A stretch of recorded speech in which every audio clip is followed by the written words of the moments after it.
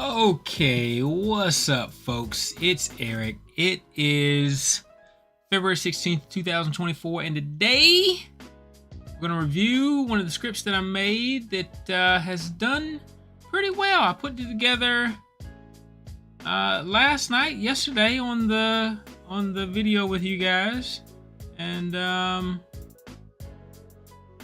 yeah, I went ahead and made it into a strategy, and it's seeming to do fairly well. So here it is.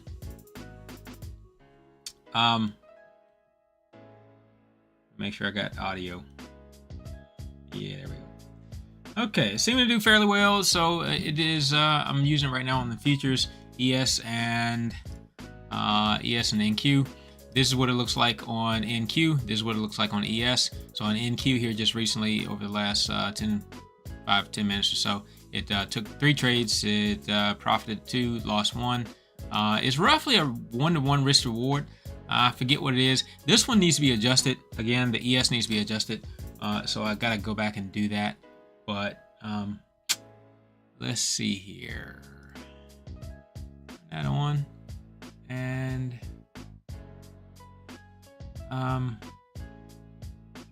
let's see what the performance report looks like.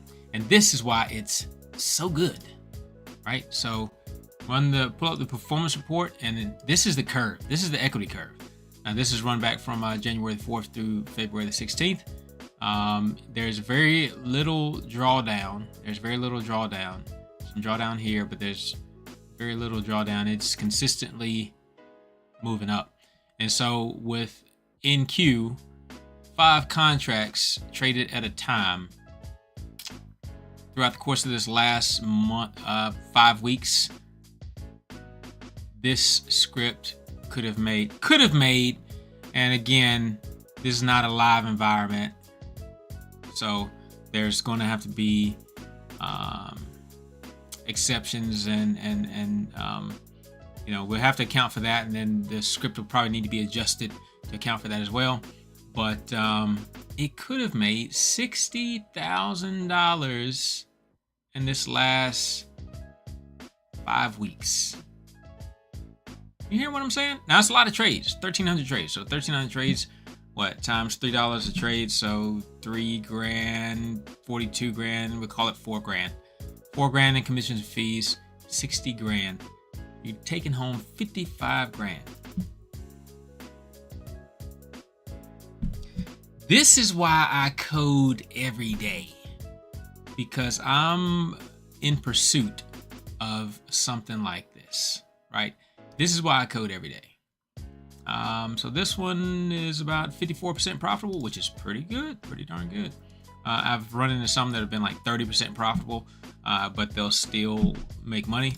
All right, so that's NQ. If we look at tap ES would have made 13 grand over the past 3 days.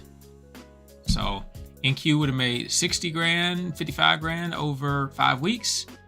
ES would have made 13 grand over 3 days. What? That's what I'm talking about. That's why I said this is why I code. There's the technical analysis. Again, I'm with it. I am with it. Trust me, I'm with it. But I know that the larger hedge funds and all these companies that are making all this money scraping the market, I know they're not doing it with day traders. They're not doing it with stockbrokers that are just pressing the button, trying to get lucky, pressing the button. They're doing it with algorithms. They're doing it with fast computers, HFTs, high frequency trading, the whole nine. No doubt in my mind, the way that I can get on their playing field is by using my computer, right? But now my brain came up with the script. My brain has come up with a strategy. My brain is coming up with how and what to do, what to implement. So I'm adding value. And so now I'm going to take value back from the market. And that's That's just the way it is. It's a matter of time. I don't know if it's going to be next week that I decide I'm itchy enough to pull the trigger. I don't know if it's going to be next month, a year from now, but it'll happen. It'll happen. So anyway, I'm going to make another script right now. I'm interested in doing something with looking at the tick chart. I was just kind of looking at something, and on the tick chart, I haven't looked at the tick chart enough, but on the tick chart, I always see these high volumes here like this.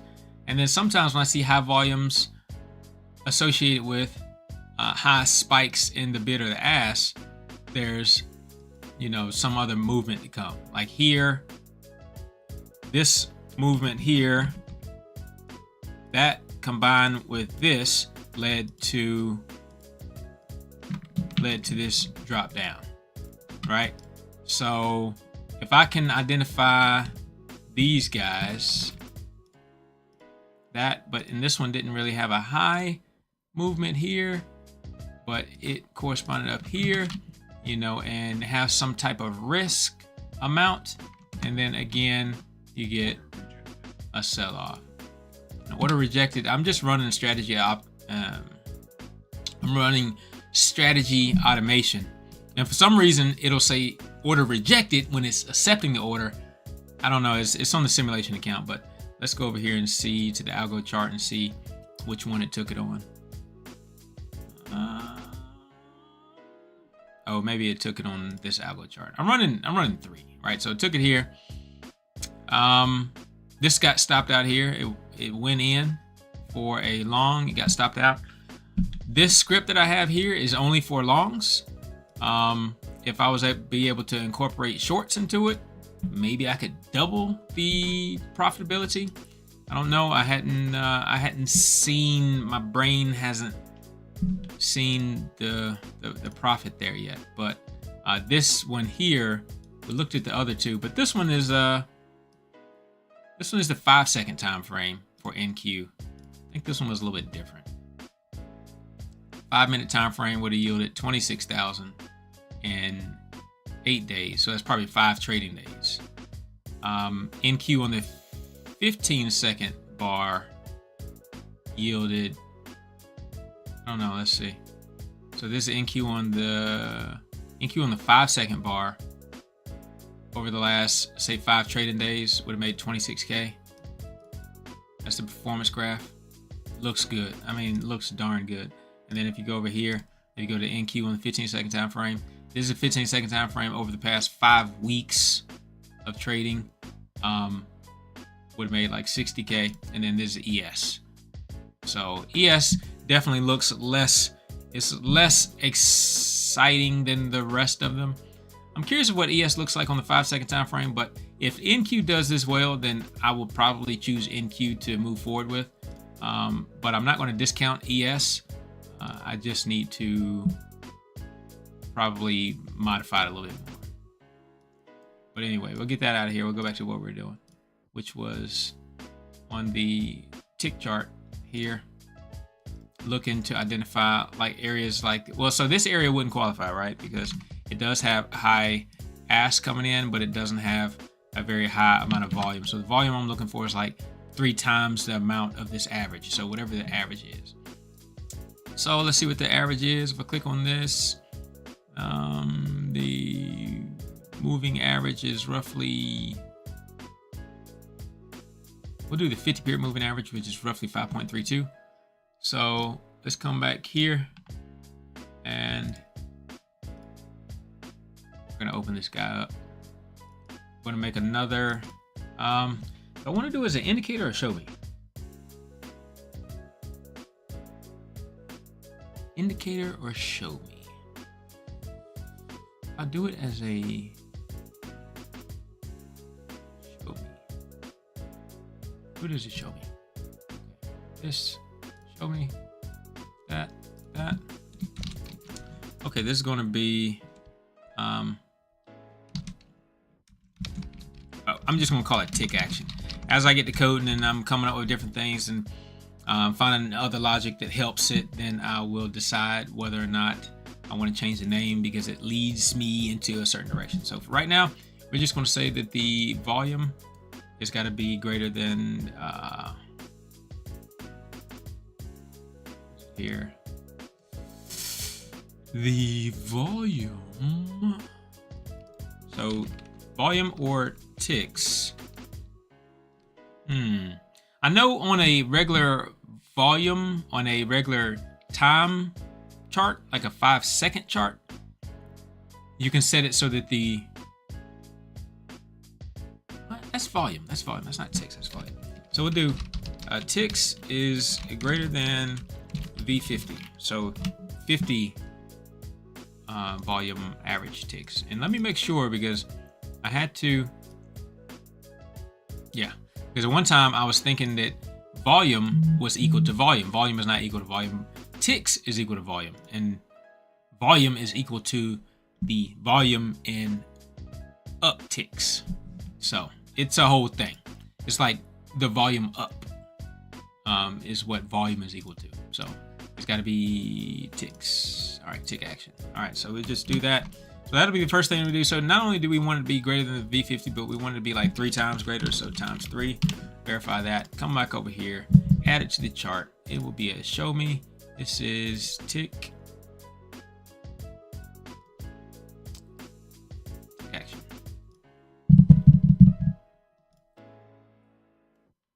Okay, all those are not right. If it is, then I don't know what I'm doing. All right, so all these, so yeah, and again, so there might be something going on with this volume, but this chart should have volume, trade volume as volume. So that should be equal to ticks. I just got to make sure ticks times 3 is greater than, or ticks is greater than V50 times 3. All right, there we go. You gotta get it right now. You gotta get it right. All right, so we got one there and one here. See how this is higher, and we have the indicator there, and this is higher, and we have an indication there. So when do these indications show up that it is confirmation that we're going to move down or we're going to move up? Is it when we get a high number of bid or ask? Is it when we get so many gaps down? Is it when the bar is a larger bar? Because actually this bar is very thin. So is it when it's a larger bar? Is it when it's a bearish bar, a bullish bar?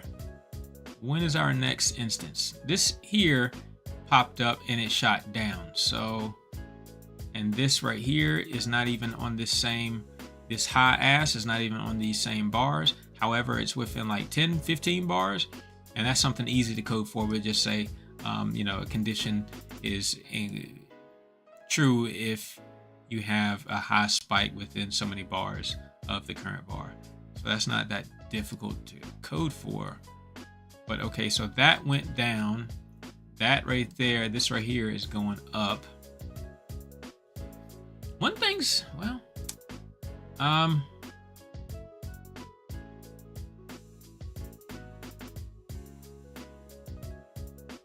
that's 2 bars in a row that pop like that. And the V6, the 6-period moving average, popped over the 50-period moving average, which it does here too. You got, these aren't 2 in a row. These are, there's a bar in between that does not fire off, but this goes down and the other one goes up. That one is below the 200-period moving average. This one is right on the 200-period moving average. However, it is below it.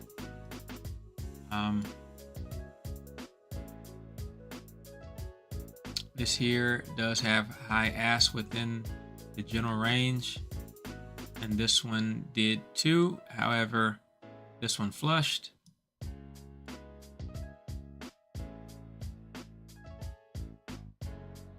All right, let's do this just to try to make it a little bit easier. So we're going to say we got to get rid of all this just to make it easier. All right, so we're going to say if condition 1, then begin. Okay, so if bear, then, all right, so let's go see what it did. It's telling us somebody did something. All right, so it bought here. All right. Okay.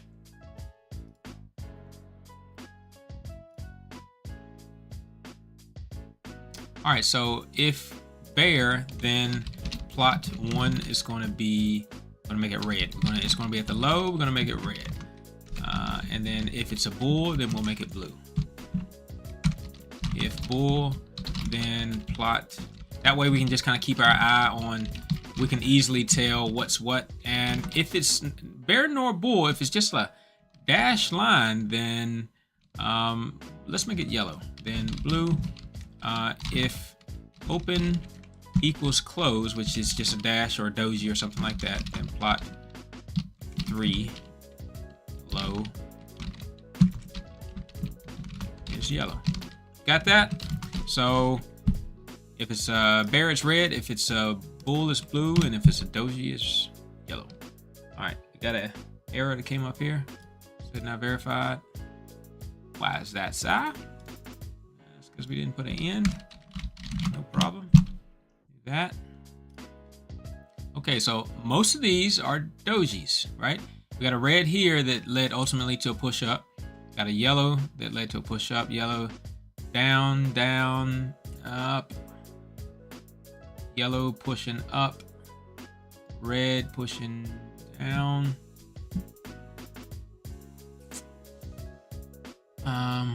Blue pushing up. Blue with a little push up. Yellow with a push up. Yellow at the very top.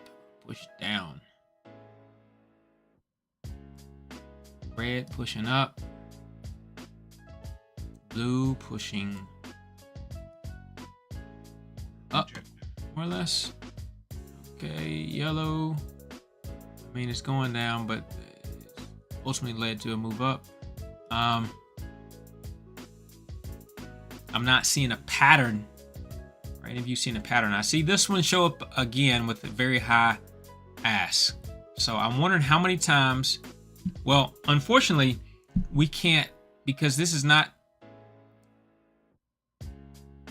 The bid and the ask are not historical data. So it's only showing up on my chart because I've had the chart open for so long. And that's why I run the chart all day, so I can see what these numbers are. So we might could say, well, if the bid or the ask is over 30, if the max bid or ask is over 30, then this is maybe a good indication for a 1 to 3 move up, maybe.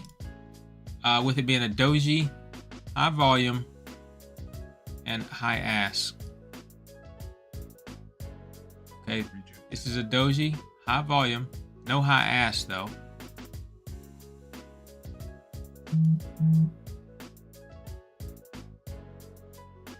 Doji, high volume, no high ask. This had high bids and it pushed up. I mean, it dropped immediately, but it pushed up from there.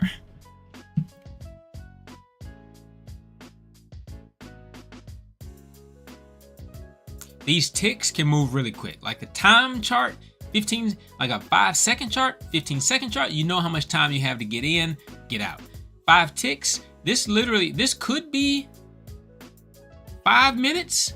This could be 1 second worth of time, right? So the question is, and again, with algorithmic automated trading, that kind of thing, you can get in pretty quick because the computer does it. However, there is also a possibility that you still can't get in quick enough to avoid so much slippage, because some of these just happen. Whoop. I mean, they just happen. Whoop. That's my thing. Whoop. They happen quick. All right. I'm seeing a couple of these dojis at the top though. All right, this doji here, it had high ask and it flushed, But I've seen another one, another doji with high ask, and it did not flush. It went up. Yeah, this one here, doji with high ask, went up. I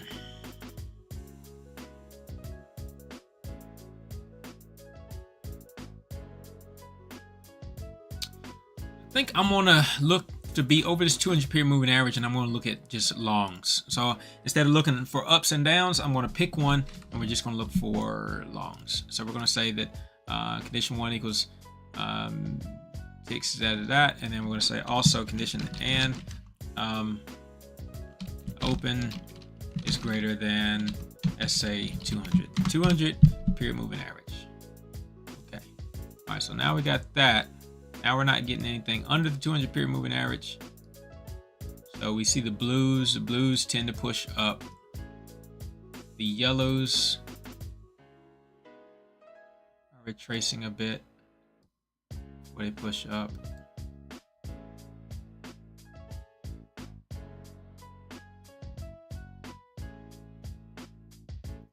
Blues are still pushing up, except for that one.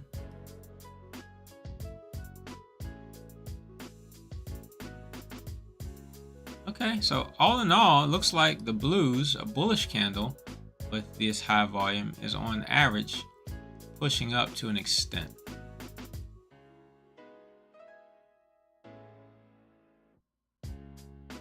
That one there didn't push up as much, and is barely over the 200 period moving average though. It barely made the cut. Oddly enough, I don't see a bunch of the reds. Well,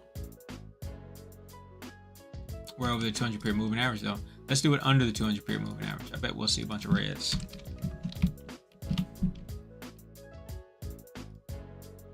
There's some reds.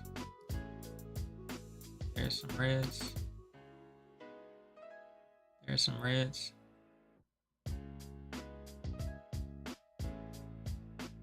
Okay, still not many. All right, let's check out the blue then. So over the 200 period moving average, we're going to look at blue. If if bull, then plot 2. So instead of plotting 2, we're gonna assign that to a condition, so that way we can use that to move forward. Let's do this. We'll do 2 things. We'll let it stay plotted. Yep.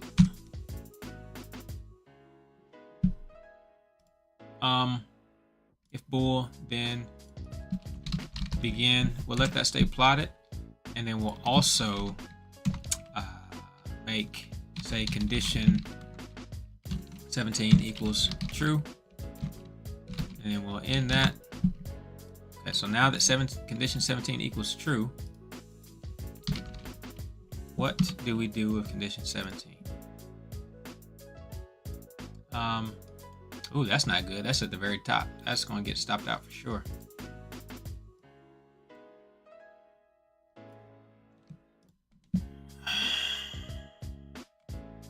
Blues.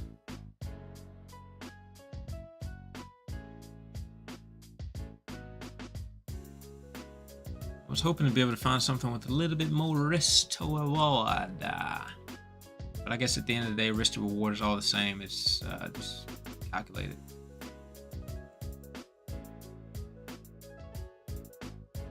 One thing that I do see on here, though, on the tick chart, is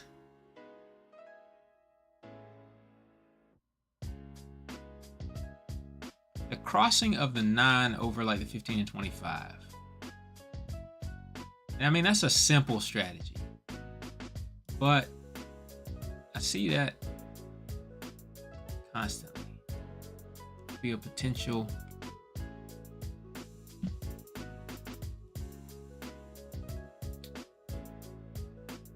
even if you did, I'm curious.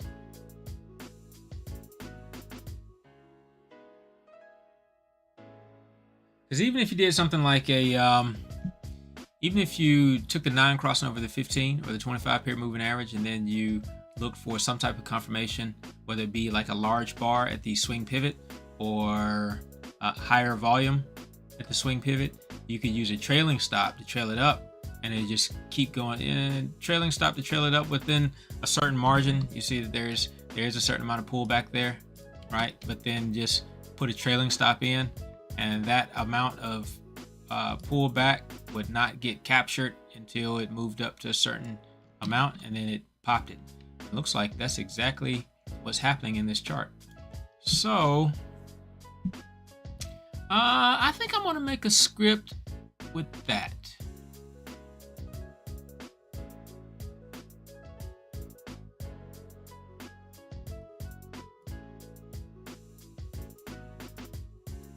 I'm just curious. I've looked at the tick charts a long time for a long time, and I've seen them routinely do this.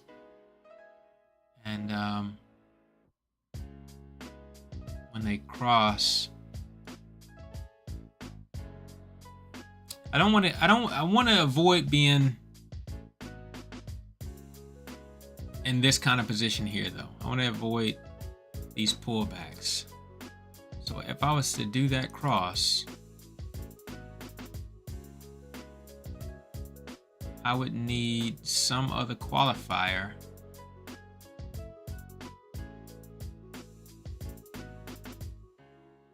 to confirm that it's a good entry. So we could say if the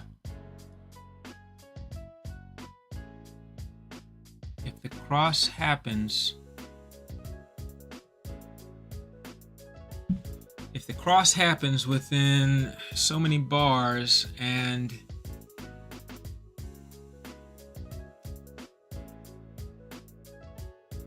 price is over the 9-period moving average,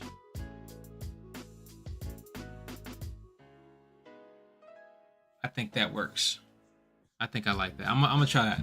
I'm gonna try that. All right, so I'm gonna scrap this one. It's not scrapped. I'm just gonna come back to it. There's nothing wrong with this one.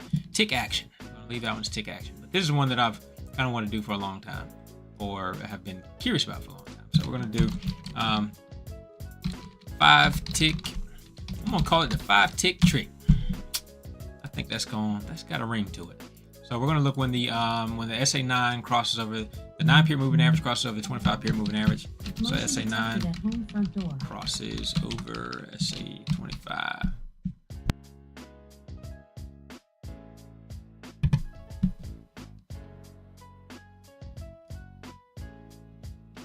Show me the home front door. All right, so SA9 crosses over the SA25, and we want to say that open is greater than SA25. So we're just going to plot something on those and see what it looks like. What is this? The indicator, show me tick trick. I do it as an indicator?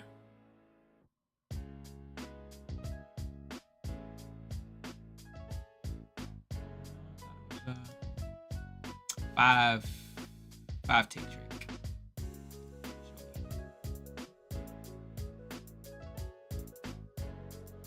Okay.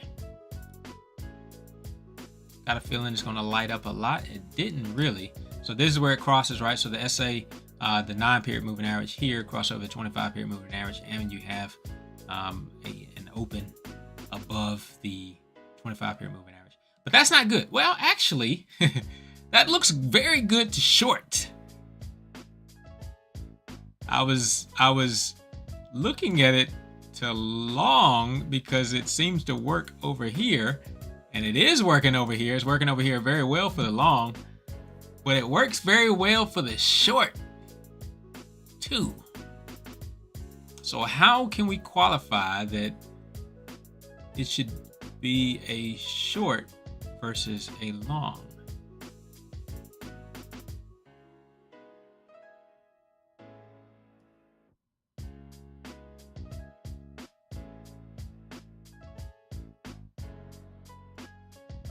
And there's not as much meat on the potatoes over here. Meat on the bone, meat on the potatoes. All right, yeah, it's doing pretty good as a long. Let's see. This thing would take a lot of trades. And how many ticks is that? Well, from here 1127 to here 13. 2 points. 2 points on NQ is nothing.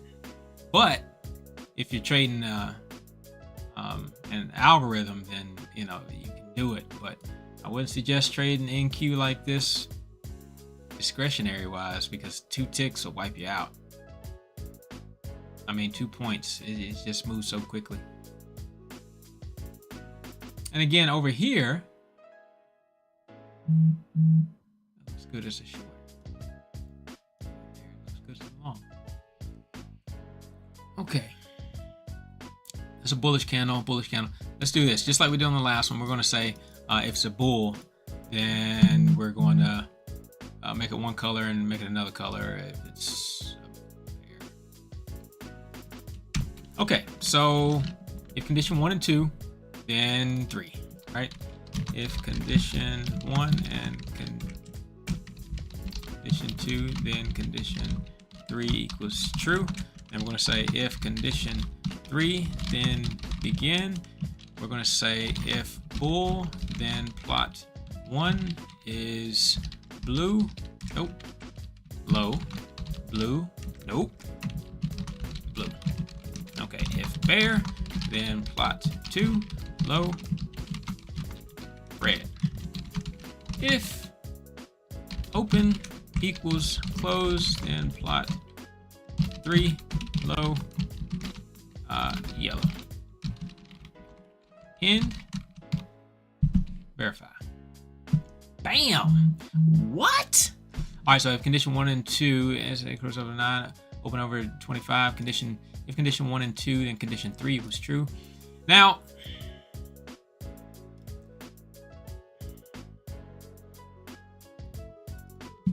this is the only thing about these conditions. I see it happening invariably, so I'm not really sure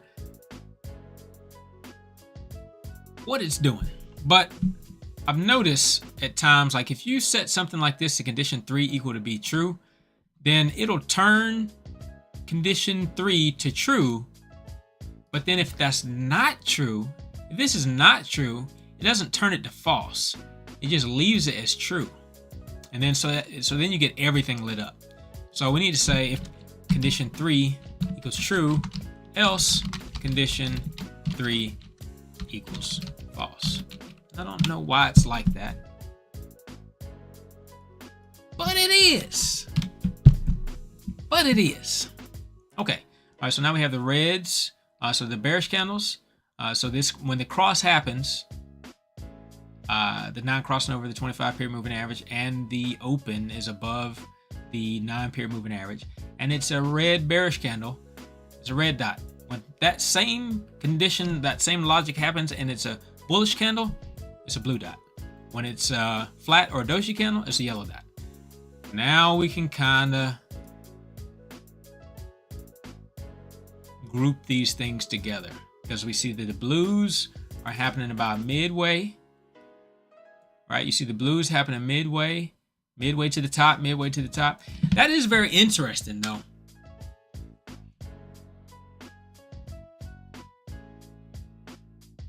It's happening here in the middle. Happens a little bit closer to the top, about 2/3 of the way up. It's happening at the top 1/3, and then it's at the very top. You know, I mean, that's very interesting. So again, there are cycles. Look at it. It happened again. Now I've got to figure. I've got to figure out how to exploit this, right? Because it happened again here. Happened at the middle. Happened near the top 2/3 or so. Top 1/3, and then it happened at the very top. And then it disappeared.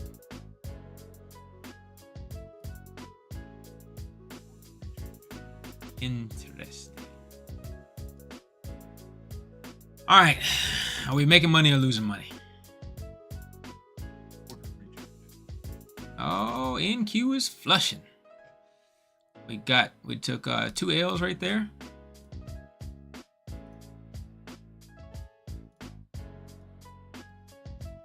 The good thing about it is there's so many trades because we're on the 5-second time frame that we can make it back, right? So this is still that same chart. This is the 5-second time frame for NQ, and that equity curve. I mean, like I said, over the past 8 days, or like 5 trading days, you could have made, $25,000, something like that. So these couple here, it's not gonna ruin you. But the good thing about it is, like I said, with the automated trading, it gets you out. You're not sitting there with your finger on the trigger deciding whether or not you're gonna press the button to get yourself out or not. No, it just gets you out. And when it finds another good opportunity, it gets in. Algo chart. Yep, it did the same thing on these other ones, but still though, the overall equity curve is moving up. So I don't know if it's something that I want to adjust on it or not. Probably not. They're all doing the same thing. Okay, so this one did take profit. So NQ on the 15-second time frame took profit one time, and then it lost one time. But because the risk reward ratio is better for the reward than it is the risk, you still made money right here. You've made money right here, and now it's tanking, but you made money.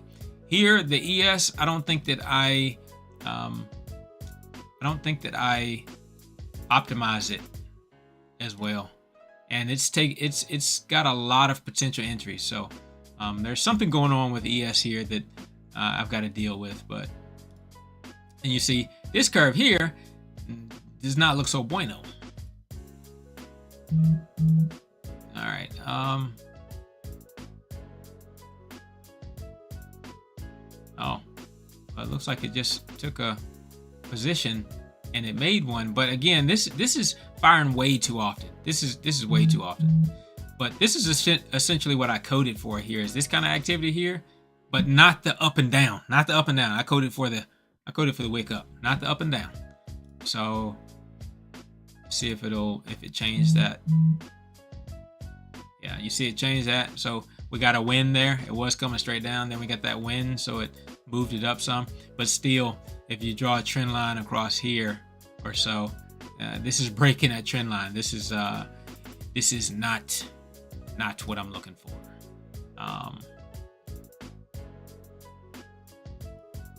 But again, NQ is doing pretty good.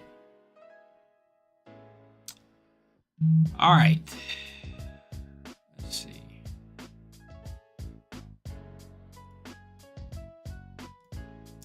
Back to this. It would be nice to find something that works here. The yellows look to be calling the tops. Not in here as much. I don't think I have enough to go off of here. If anything, though, I do see that these blues are giving some potential buying opportunities. This one here, not so much, but the blues are definitely giving some buying opportunities. So let's just without modifying it too much more or getting into any more minutia with it, let's just see what it would look like if we put this in a strategy. Yeah, this is not too good either. If we put this in a long strategy, we're obviously sliding down the 200 period, the red line, the 200 period moving average. We're sliding down that. So if you're sliding down the 200 period moving average, then obviously you're going down. So why not? Let's get those out of there. So when the 200 period moving average is moving down, we're just going to go ahead and say that we're not looking to take any longs there. All right. So one of the conditions need to be that.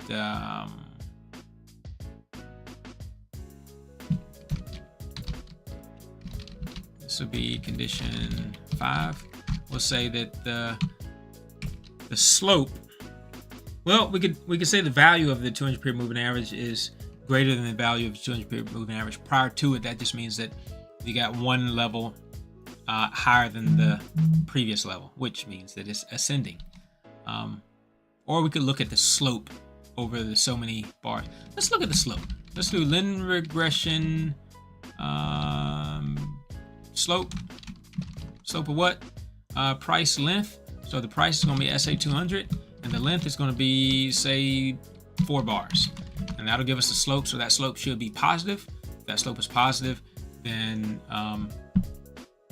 so this needs to be a value number.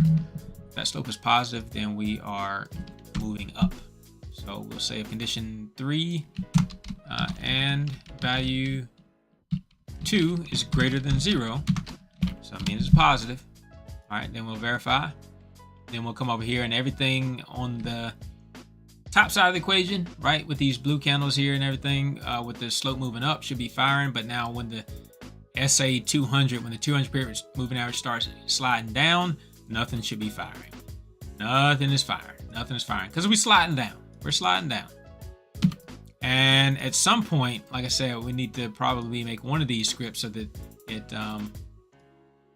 does like a trailing stop. Okay, now it was sliding down, and now all of a sudden it got flat. Now all of a sudden it's starting to move up. So now they're just moving up. The slope is moving up. Now we get them to start firing again, right? So that's one of the ways that you can use like linear regression. Linear regression, trend lines, regression lines, they're all trend lines of one way or another. So you can use that to help make sure that you're on the right side of the movements. All right, so let's take that and hopefully I have it making concise enough that I can put it right in a strategy. We're gonna put this in a strategy. We're gonna call this the 5-tick trick.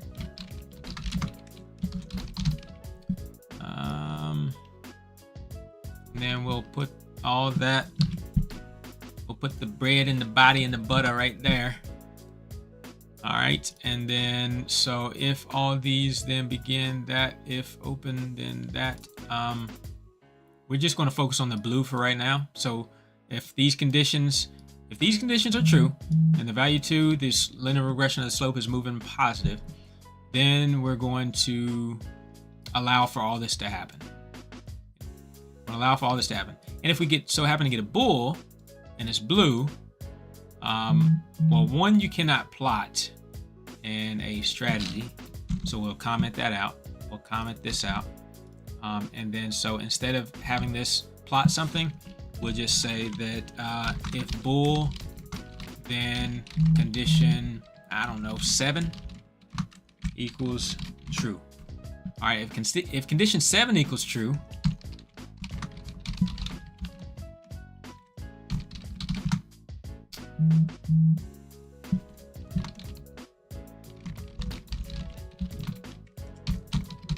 condition 7 equals true, then we're going to begin. Then we're going to go ahead and buy. All right, so let's go ahead and verify that. No issues. Let's add the strategy to it. Strategy components, 5-tick trick. 5-tick trick is right there.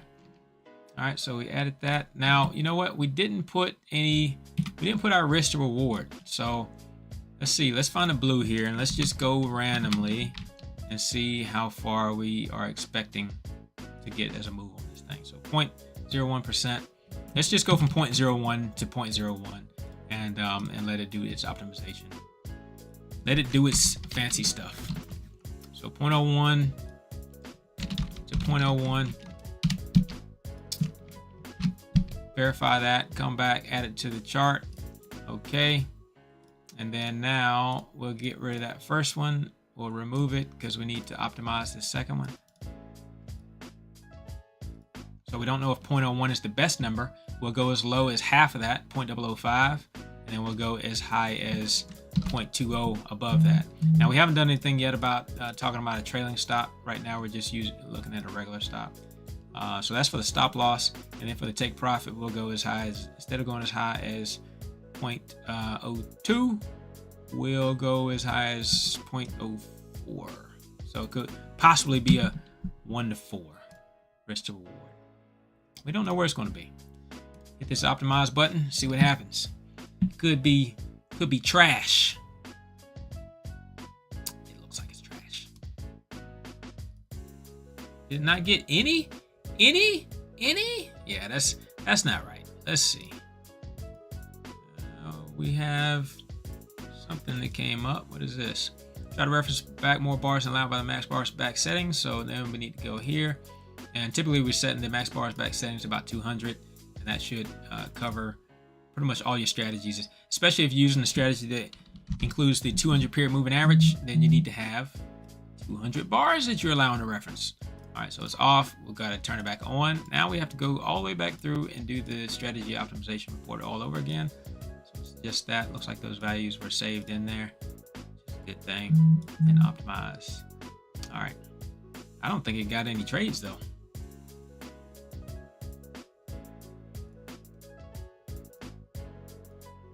I don't think it took any trades. Unless there's some reason why I can't perform strategy optimization on a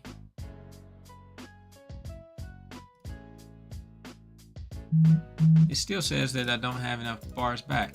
All right, so let's do this then. Let's go to, because we don't know what the max bars back setting is because we thought it was 200. Turns out it might not be that. So let's go back to the one of these studies that we had. We had the 5-tick trick to show me.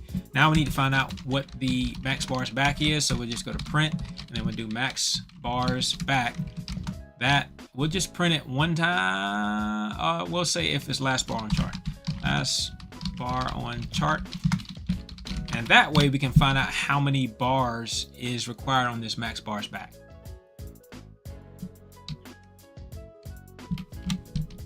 For the max bars back. Okay, and then we open our print log. I know I'm getting ahead of myself. I'm getting wound up, man. I'm getting wound. This is how I do when I get wound up. I haven't done enough today. When I've done enough today, then I'll be unwound. But right now, I haven't accomplished enough today yet. So you saw that it says 203. So we need to go back to the strategy. And then here, instead of 200, we need to put 203. And it's as simple as that. Or you could just, randomly put like 500 or something like that. And then hope that it will. All right, so now we go back here. We got to go back through the whole process again.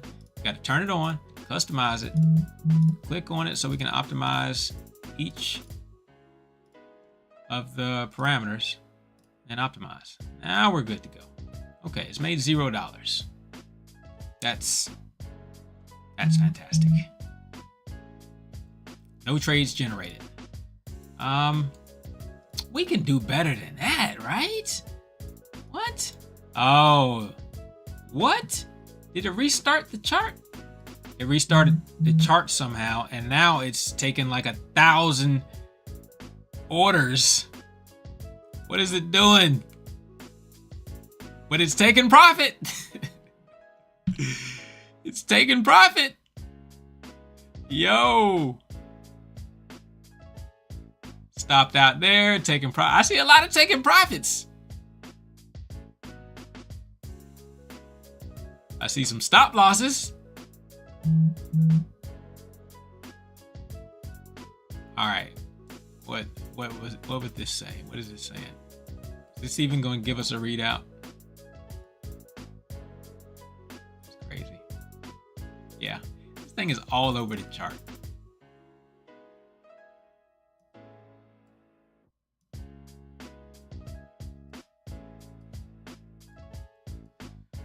All right.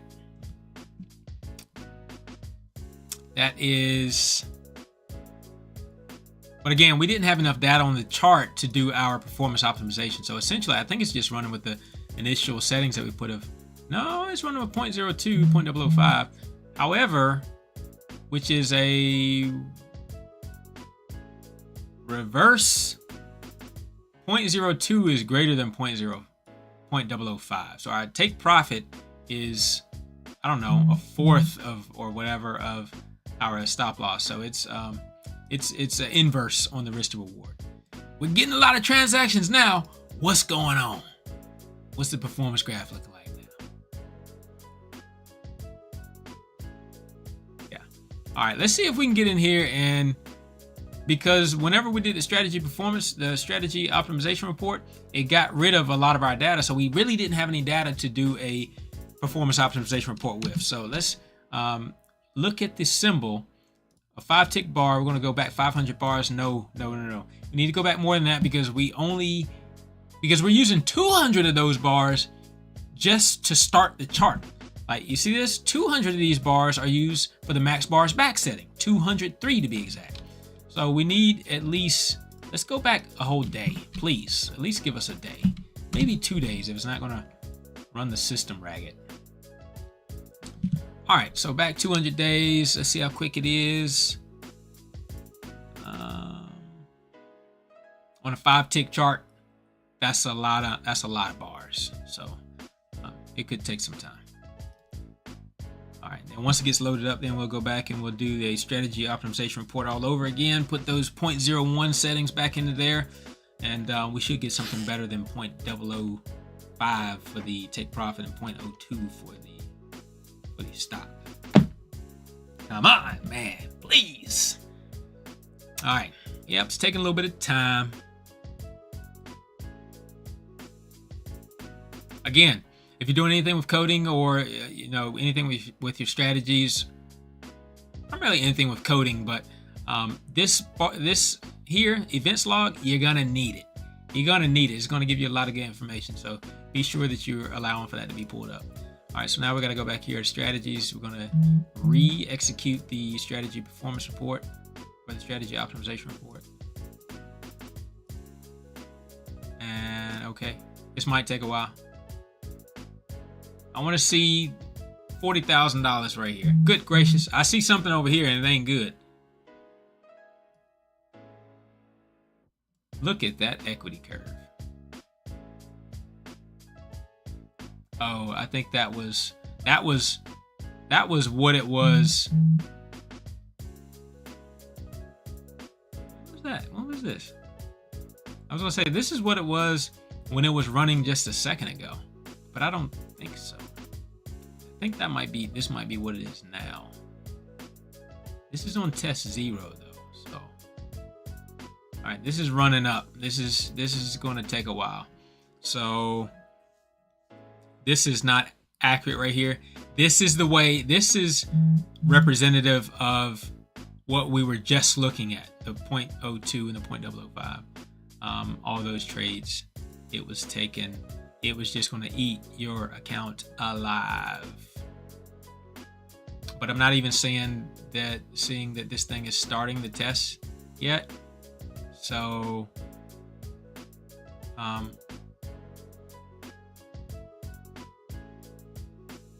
you know what? I need to stop it. Something I learned the other day when I was trying to figure this stuff out for, I don't know, either way, whatever you want to do.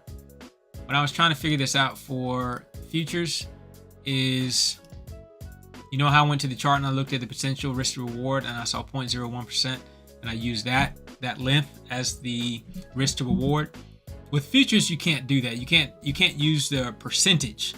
With futures, when you're putting in your stop loss amount and your take profit amount, it's looking at the dollar amount.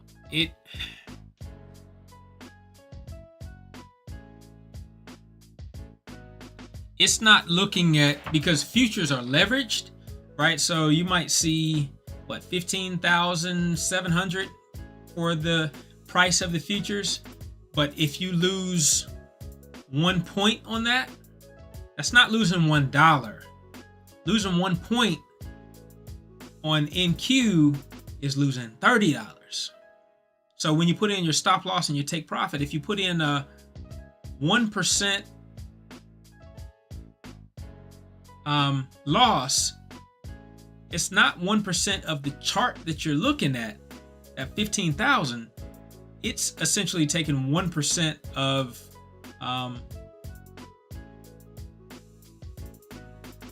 if you put in, it's essentially taking 1% of the dollar loss. How can I say that to make sense? you have to tell it how much loss or profit you want it to calculate for. And so if you come up with your calculations and you say, okay, well, 2% loss will be a 2% loss on the chart. So you see it says 17,790 and you go down 2% and maybe it's 17,750. Well, that's a difference of 15. If you put 15 in there, it's not going to calculate your stop right here. It's going to do a little bit more math and say 1 point is equal to $30 loss. So if he's giving me the number 15, he's only wanting $15 loss. So that's half a point or 2 ticks. So instead of stopping you out down here, it's going to stop you out right here. As soon as you get in, it's going to get you out. So a lot of headache, a lot of heartache. But once I learned that, then I was able to figure out how to apply that to my futures charts and my algorithms and my scripts and that kind of thing. So, all right. So we need to look at dollar loss, not percentage. So we're just going to say roughly. If we look into the right hand side of the screen, we see that it says about 796. And if it drops down this much, we'll call it 795. So that's 1 point. So that's $30. So in here, we need to put $30. I had the wrong thing anyway. I had 1 in here instead of 0.01. But I need to put $30 loss. And we'll look at a 1-to-1 risk to reward ratio. So $30 gained. And now it's going to calculate all over again because I've got 2 days worth of stuff on here. All right, one thing I can do is take this off here, down here, that print. I'm curious to see what this is going to look like though, because it's really putting in a lot of orders near the top, so, or on the way up, is what I want it to do. But all right, so now we go back here, go to Edit Studies. Now, it should have brought the 30 over, but it'll only bring it over if you take it off the chart and you bring it back up. So 30 and 30. And then we're going to optimize. We'll go as low as, since it's every 1 tick will be essentially what, $7.50. So we'll start at $7.50. We'll go up to $60. And then we'll go by increments of 7.5. So a tick, or the dollar amount of a tick. So 7.5 to 60. We'll do roughly the same thing over here. But because it's a take profit and we want to allow for it to actually have a little bit more room to the upside for a higher risk reward ratio, we'll go as high as 90. And then this will be 7.5. Yeah, I felt like a genius when I figured that out. When I figured out that that percentage issue was causing my problems, man, that was a great feeling. All right, so let's see how long it takes this to run this optimization report. It could take a long time because those are a lot of ticks. Let's see. Are we making money or losing money over here?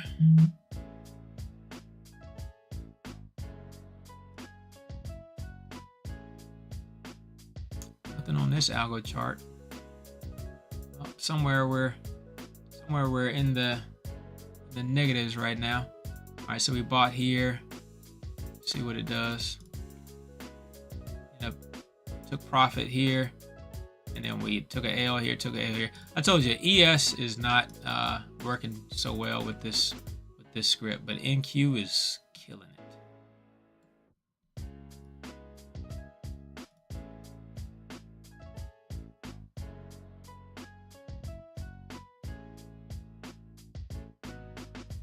Wow.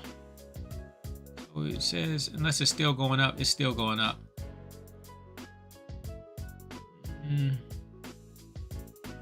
I think it's still set on five contracts, which I think 5 contracts for the 5 tick time frame is unrealistic. 1 contract with slippage, right? But I think I have it set up as 5 contracts, and that 5 contracts over the past 2 days is what I'm running this for. So far, we're looking at $6,600 worth of profit over 2 days. And that's just with the script. That's just letting the script run and do its thing. Because again, why not have a script run while you're eating cereal? I mean, you run downstairs and go get your cereal. You done spilled the cereal all over yourself. Meanwhile, the chart found its support, and now it's bounced off of it. You miss your entry. Now you can't get back in because the risk-reward ratio is skewed. No. Let the script do the work. I mean, that's what I'm excited about anyway. Man, it keeps going up. Well, let's see. Total test, 96. Okay, well, it's working up. It's on test number 64 of 96, so should be making its way. I wish I could do both of them at another one at the same time, because I really want to re-optimize ES here. Because ES,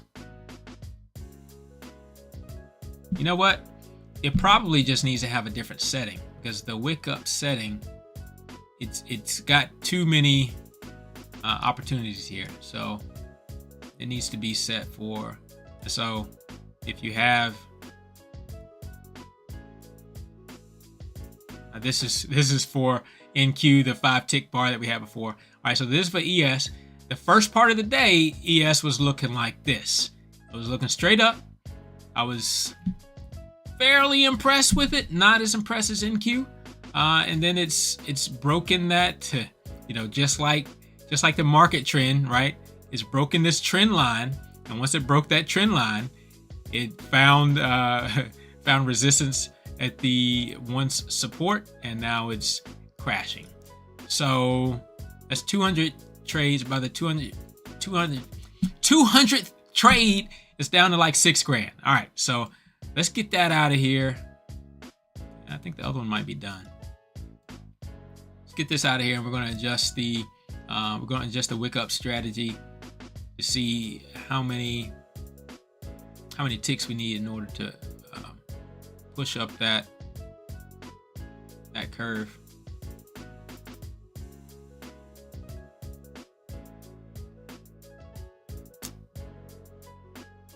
That other optimization is taking all the bandwidth. I'm gonna have to get that other RAM sooner than later anyway. See that? Okay, so we go to studies, we go to wick up. It's set on 10. I'm gonna set it for like 15.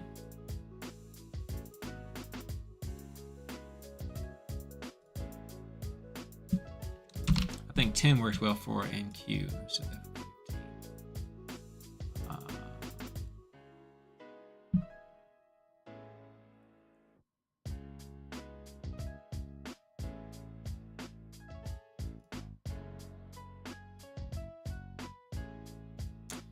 did we just get more?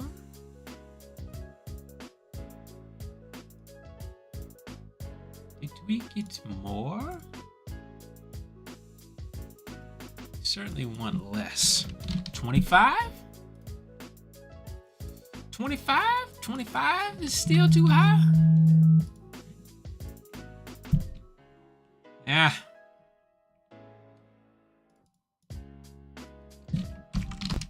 $35. All right. That's not going to work. So what we can do is we can go back in here and we can use the optimization report to find out what that best fit number is, because that ain't it. All right, let's go back to NQ and see if it finished up. It did finish up. And what did it do? Because it's supposed to give me a printout. Yeah. Printout has nothing on it.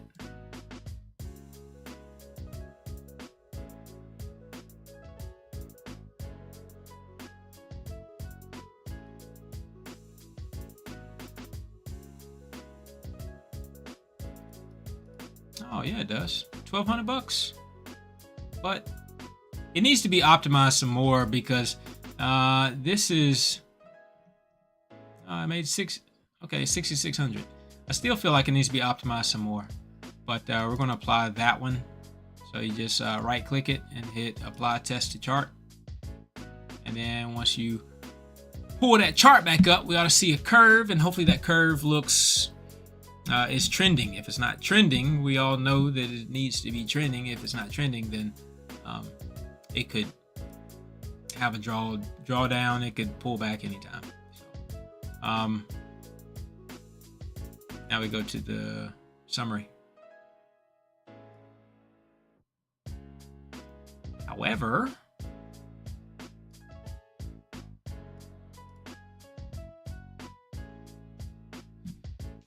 that's peculiar. Oh, I see why. Because it took one trade. What? It took one. This one took one trade, and that's not right. It took one trade for a grand total of 6,600 bucks. That's not right. Okay, so if condition 7 equals true, then buy this bar at close. Counter A, A plus 1. Counter A is greater than 2, and the average price is greater than 0. Then stop. Set stop share. We need to set stop contract anyway. It should be the same. The TradeStation should notice that it's using a contract instead of a share. However, I'm just going to change that. Oh, okay. All right. So instead of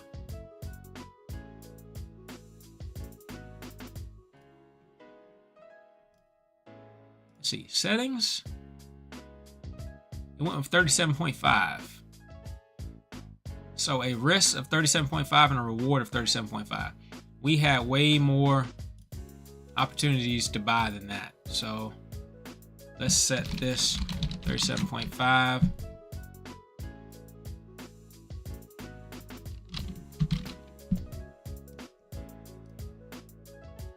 How we change this?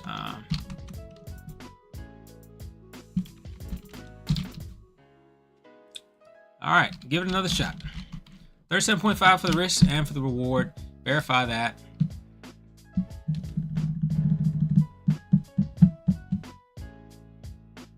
And I think for the meantime, I'm just going to put this on 1 day. We'll see how it looks on 1 day, and then we can move it to 2 days because it's just taking too long to load up. There we go. Now we got something. Now we have multiple transactions. You can see that for sure. But how does it look? Is that profit? That is not profit. That is not profit. It took a lot of trades and loss. Yeah. All right. So now we need to do the optimization report because this is not good. It's not good. Not to take $200,000 worth of trades and to end up with negative $1,000. That's ridiculous. All right, so the first thing that we're going to do is we're going to go over here and we're going to move it to 1 day back instead of 2 days. All right, and then the second thing we're going to do is we're going to re-optimize this bad boy.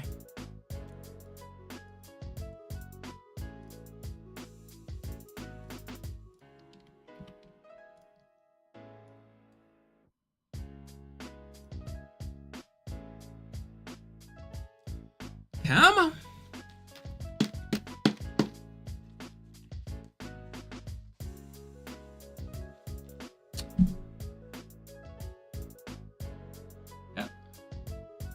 Yep.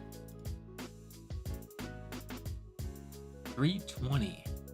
I see a little bit of a flush down there. Okay. All right, so strategies. Come here.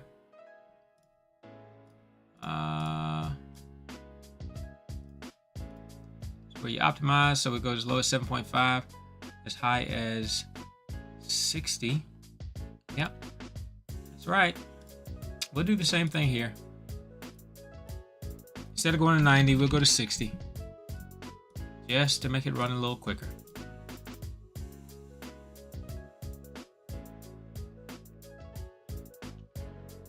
All right, show me the money. Show me the money. Show me the money.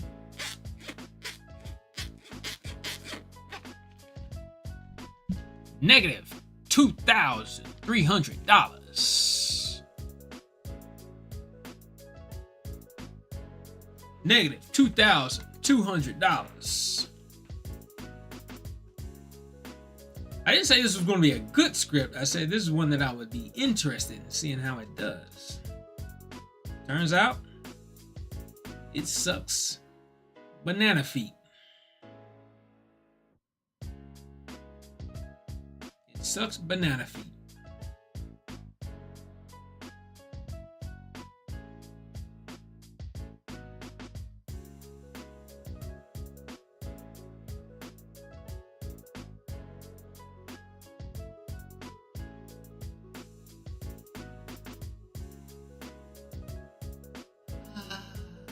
Wouldn't it be interesting if bananas had feet?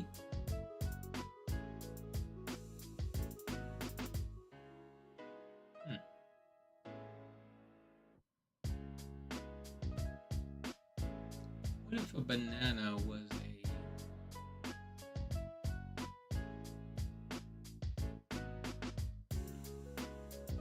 would it be an insect? Or would it be like a mollusk or something? Like a fungus. No, I guess technically it is. It's a fungus of the earth. Fungus of a tree. Kinda. Not really, but kinda. Anyway. Alright. See what we got. A lot of transactions. I think it was crap. Yeah, it was crap. It looked pretty much the same way that Elma did. So this one is garbage. It looks about like it did on the 2-day time frame.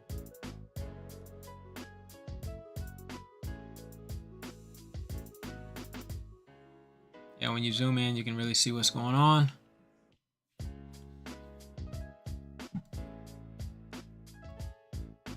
I can't believe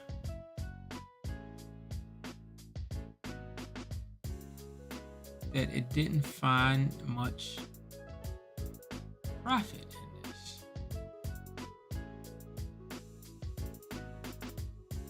And this should not have even bought, because this is not a bull candle.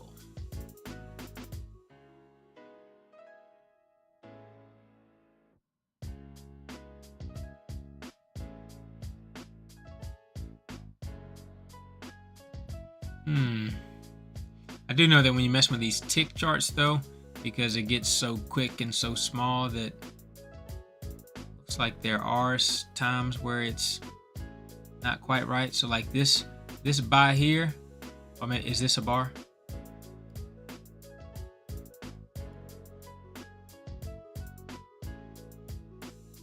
This is not a bar. This is in between a bar. And these are only supposed to be buying at bullish candles.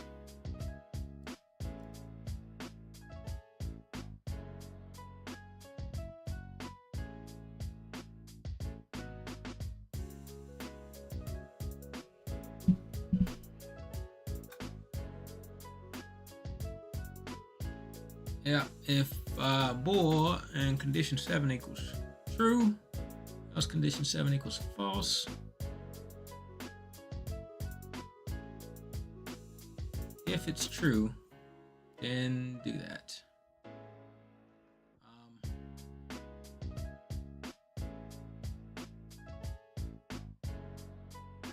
Condition 3 and value 2 is greater than 0. Condition 3.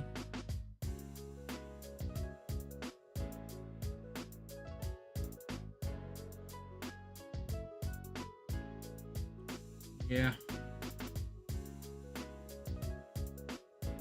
I think it's getting confused. I think it's getting confused.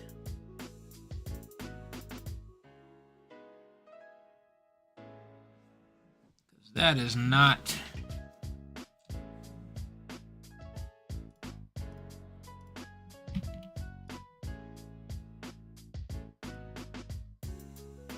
this is not firing off as a bull 5-tick trick. Matter of fact, these shouldn't be buying anywhere right here. All these purchases are bogus. Look, this buy right here should not be buying. Why would it be buying here? Because this candle, this is supposed to be the entry candle, and so we'll buy at the next candle. This entry candle is not valid because the entry candle is supposed to be when the 9 is crossing over the 25. So we got some bogus stuff going on here, man. What's going on? Why is TradeStation doing this to me?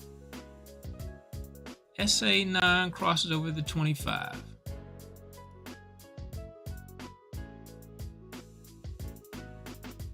Two, open is greater than the SA25.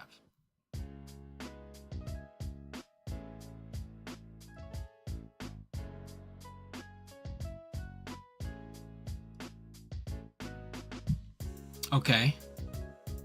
All right, so we have a blue dot here. So this one should be buying, right? This one should be buying because it, well, yeah, the 25 cross, the 9 crossed over the 25 right here. Okay, and so, and this is a bullish candle, so it should be buying. Not the best trade, however, this one should not be buying. You don't see a blue dot there, indicating that it's not crossing over and all that other logic hasn't been met. So how come it's working for the show me properly, but it's not working for the strategy properly? I did go in and make one change. In addition to removing the bears, I put the condition 7 is equal if the bull.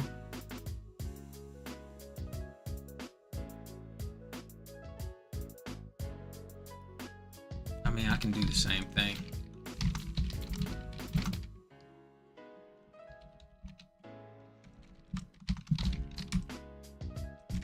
We'll just say if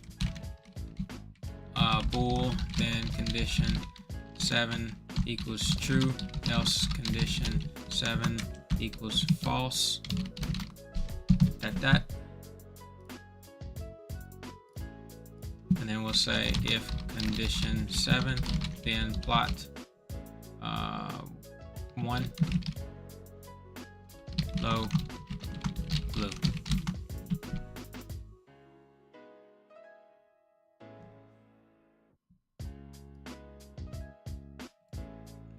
Now it should be technically wherever the blue dots occur, it should be identical to where the entry signals are for the strategy.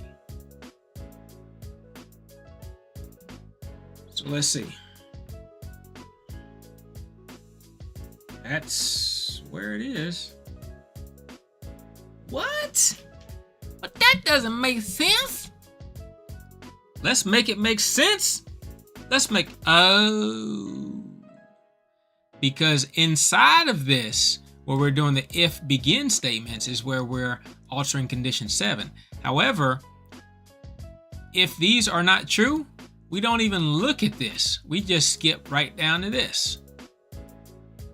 And we've already said that condition 7, like I told you before, it'll stay in the position. So it's kind of like a light switch. The conditions are like a light switch. They'll stay whatever they were in the last state. They don't, it's not automatically at false. And once you find something that's true, it switches to true and back to false. If you find something that's met, it switches to true. And if it's not met, it switches back to false. If it's not met and you want it to be false, you need to say it's false otherwise. So we need to, yeah, that's an easy fix. Man, it's always the easy stuff, right? All right, so all we have to do is say on the beginning of every iteration that's run, we just need to remind the chart that condition 7 equals false. And it'll only turn true if it runs back inside of this function here. If it runs back inside of that formula and it gets turned to true, then it'll be true. And then it's true here, and then we can do the rest of it. Now, all right, so that'll help that curve a lot. We need to rerun the strategy optimization report. But beyond that, at least we're doing the right things and we're learning the right lessons, because guys, it's all about doing a little bit better every day. I mean, that's all I can say. It's all about doing a little bit better every day. All right, so now you see we don't have as many of the buy orders, right? We don't have as many buying and selling going on. All right, so we go back in here. We'll go to strategy. What I just did back there.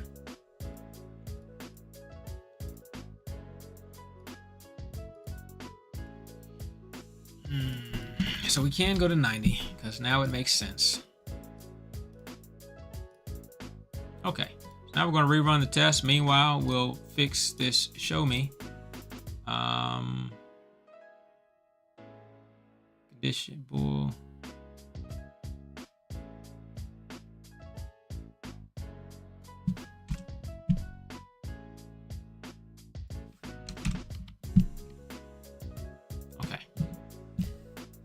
Good. All right, now show me the money. Show me the money.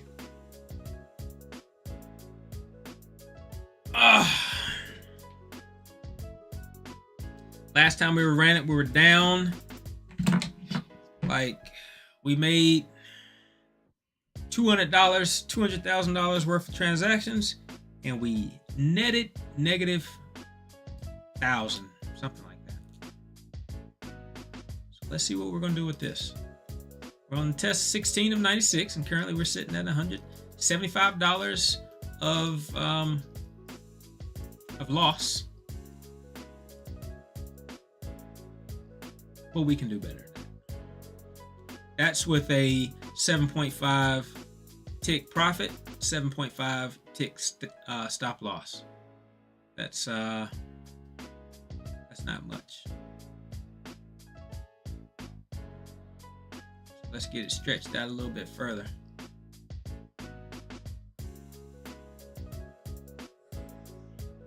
Woo! I've been at this for a minute. It's gonna be time to take a nap. Matter of fact, as soon as I get done with this, I'm gonna hop off here and get some R&R.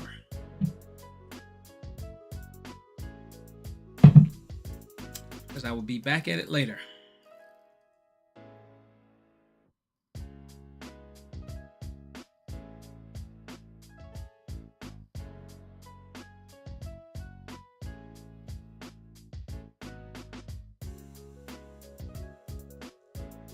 $32 seconds to complete. Well, it still hadn't made any money. What you doing?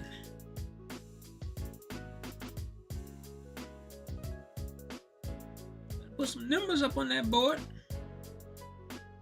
Oh man, come on.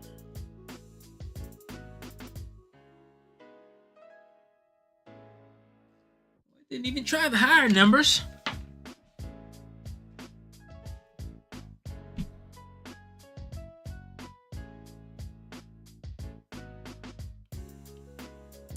I told it to go up to like 60 or 90. And it just stayed at 7.5.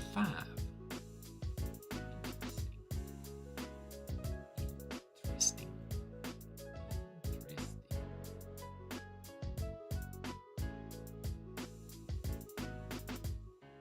That was a yawn. Okay.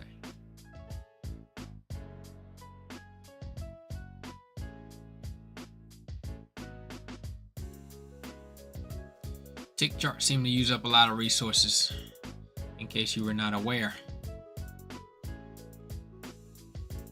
All right, profit target on that. Stop loss on that. Stopped out, stopped out, stopped out. Bought profit target. Didn't even take this one.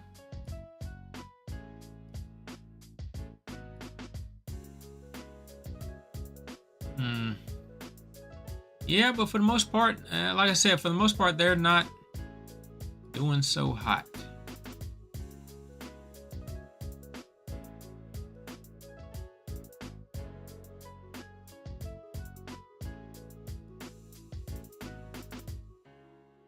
like I said, unless I turn that into a shorting strategy, which I have never done that before.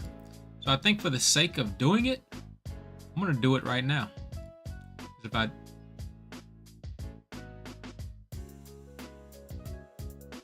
mean, it wasn't doing bad. It wasn't doing bad at one time, right? So we got drawdown from here,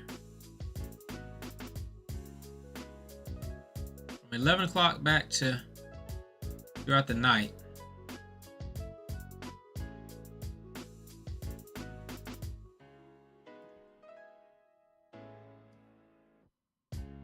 And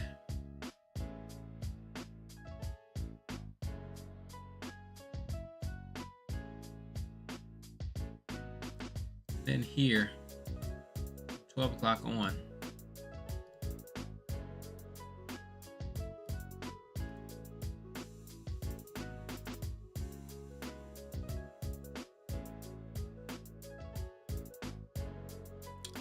That's definitely in a downtrend. Anyway,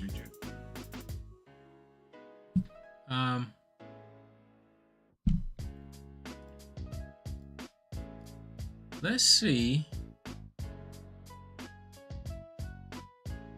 Wait a minute, was I doing that on? Oh Lord, I was doing that on my good chart. Really? I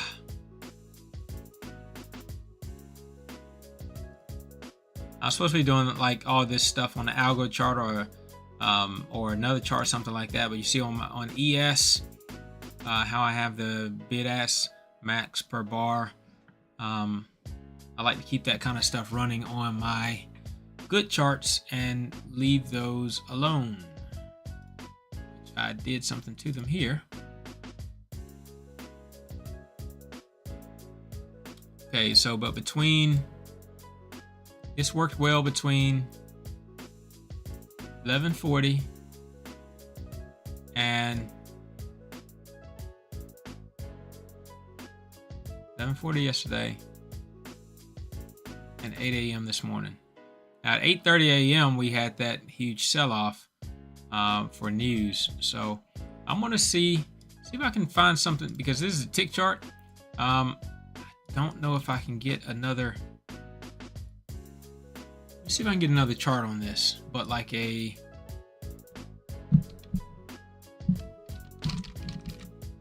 instead of a 5-tick chart, it'd be like a 500 tick chart.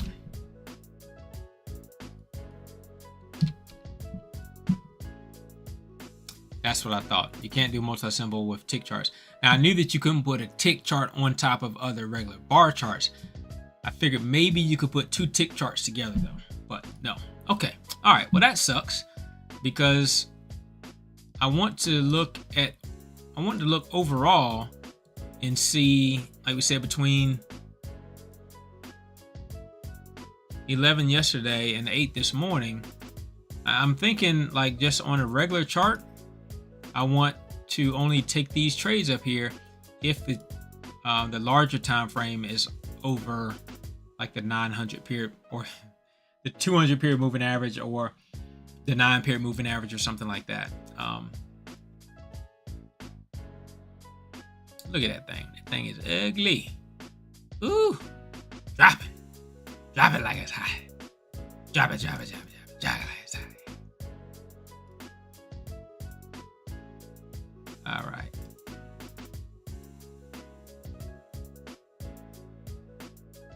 All right, all right. Okay, y'all see how it stopped right here? How the chart kept dropping. When is it going to stop? When is it going to stop? I don't know. Volume is increasing, but when is it going to stop? I don't know. See that high spread there? That high spread that came through on this bar? That was the indication that it was taking a pause. And from there, it took a pause. Now you see here the spread just widened up a little bit more.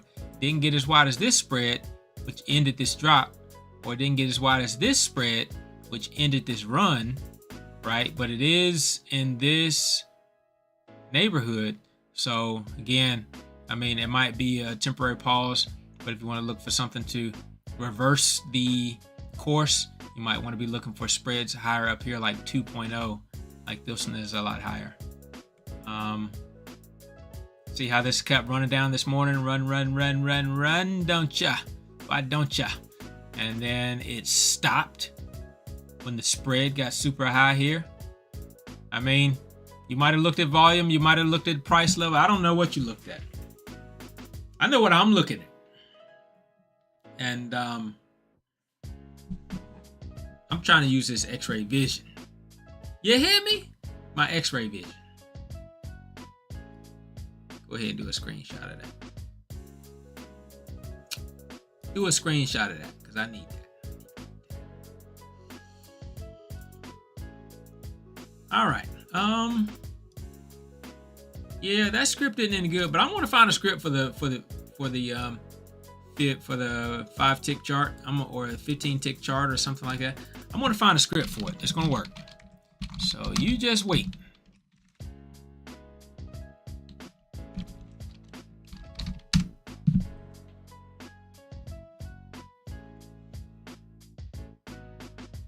Again, it would be nice to have multiple data streams on it, though. But no, it's not allowed. Nay. Ooh, 15 tick chart looks a lot better. Look at that. 15 tick chart looks a lot better than the 5 tick chart. Let's go to the 20 tick chart. Motion detected at home front door. Yeah, motion. Got a feeling it's not going to keep going better and better. It's going to start getting fickle and fizzle. Fiddle out. Fiddle out with the fizzle. Hey. Wow. That's quite a run there at the end. But it's not as good as the 15 tick chart, which I think was up to like $1,100. And this takes a lot of time it was a huge sell-off right here, and it takes a lot of time to gather its momentum. 30 tick chart. Not enough there. Not enough data prior. And then the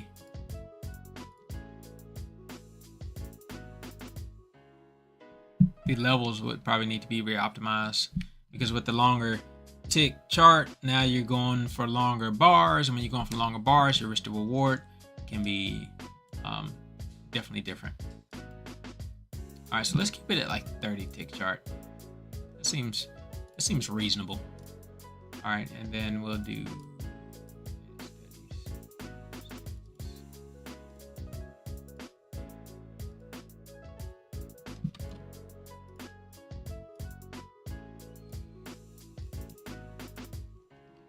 optimize that. Starting off at minus 105.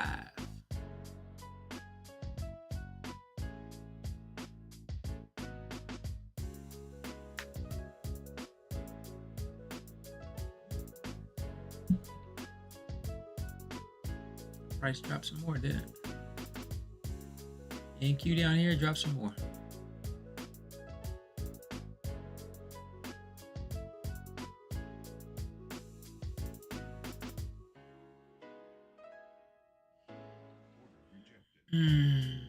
Doesn't look like that changed very much.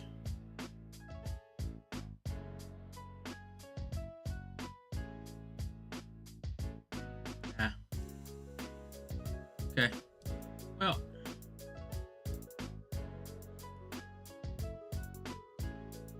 it's just at a bad place.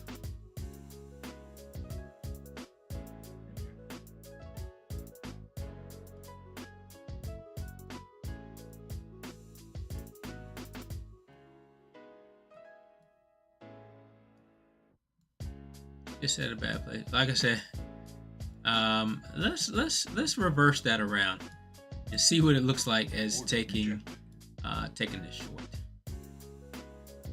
So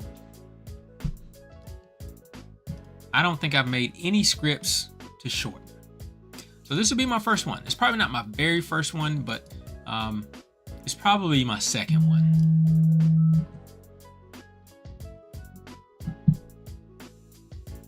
All right, no thank you. Not buying anything today. All right, so if all those conditions are true, then instead of buy, we're going to sell short. 5 tick trick short. Bar at close, set stop contract, stop loss, take profit.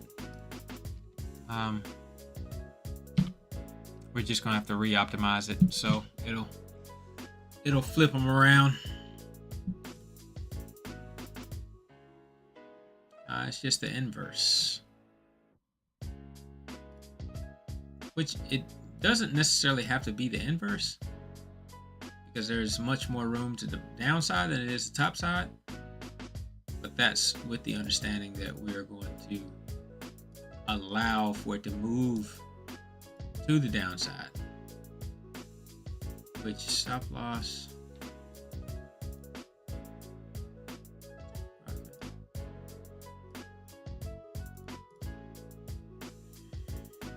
All right, guys, last one I'm gonna run, and then I'm gonna run.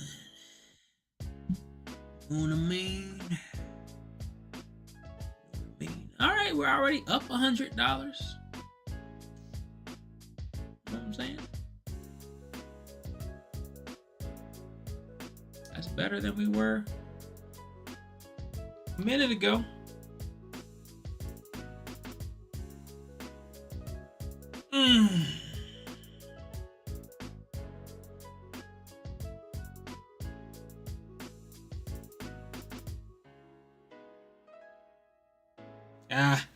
That sucks. That's sucky.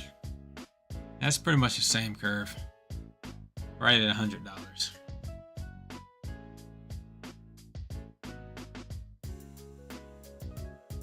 Wait though, did I?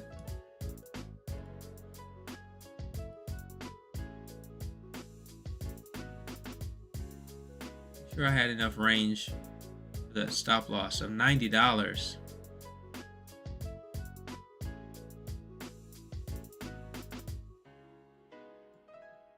Barely any movement.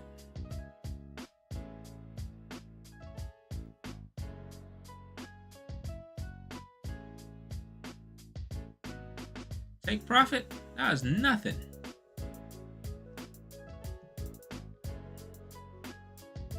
From here to here, that's nothing. All right, so how many points is that? From 90 to 80. Really 89. That's about $30. Gotta set it at 60 and 90. If I was to let that thing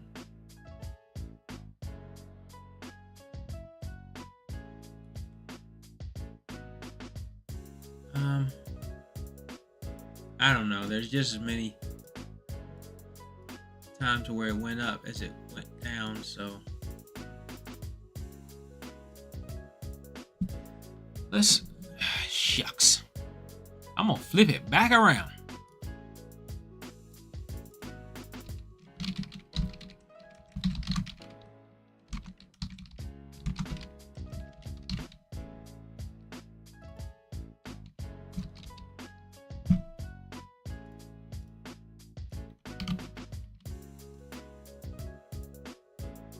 All right, but I'm gonna give it more room to the top side this time. Something like, we'll try to optimize it as much as like a $300. Give it a $300 run. Stop loss as much as 150. Take profit as much as $300. Some of the times you'll come to find out that these things need more range than what you're allowing for it in your parameters. And when you give it the range, it's able to take the profits. Not all the times, but some of the times. So I'm gonna let this run. It's got to run 800 tests, and then I'll be back. Hopefully we see this number here, negative 105. Jump up to 50,000. Yes, I said 50,000. All right, I'll be right back.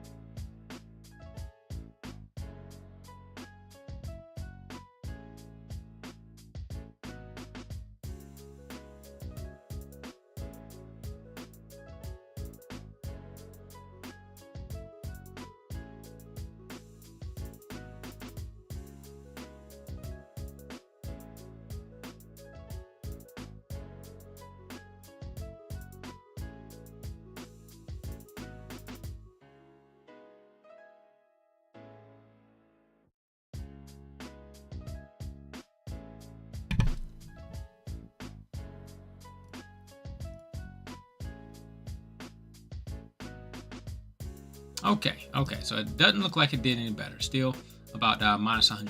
So we're just gonna scrap this for now. I'll come back with some better, more fresh ideas, and we'll see if we can't capture some of the liquidity that is presenting itself on the tick chart for in keyword ES. All right, guys. Have any questions? Leave them. If you don't, leave them too. All right. I'm Eric. I'm out. Peace.